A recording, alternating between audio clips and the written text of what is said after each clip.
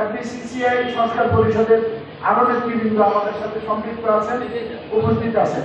আপনারা কষ্ট করে আসছেন, সেই কারণে আমাদের পরিষদের পক্ষ থেকে আপনাদেরকে সাধুবাদ এবং অভিনন্দন জানাই।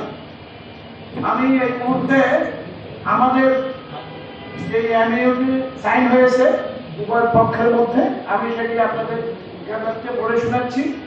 একটি বিষয়, গুরুত্বপূর্ণ বিষয়, সেটি হলো যে এই কয়েকটি বিষয়ের বাইরেও আমাদের এফবিসিসিআই জিবি মেম্বারদের বাৎসরিক সদস্য ফি সংক্রান্ত একটি বিষয় খুব কঠিনভাবে দীর্ঘদিন যাবৎ এটা নিয়ে আমাদের বার্গেনিং হয়।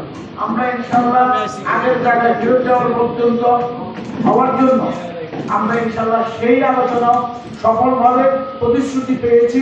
ইনশাল্লাহ আগামী নির্বাচনের আগেই আমাদের ওই আগের চাঁদা অর্থাৎ 35,000 টাকায় ফেরত যাবে। আর চেম্বারের 45,000 অর্থাৎ 35 আর 45, এটাও আমাদের আজকে পূর্বের অবস্থায় ফেরত বহাল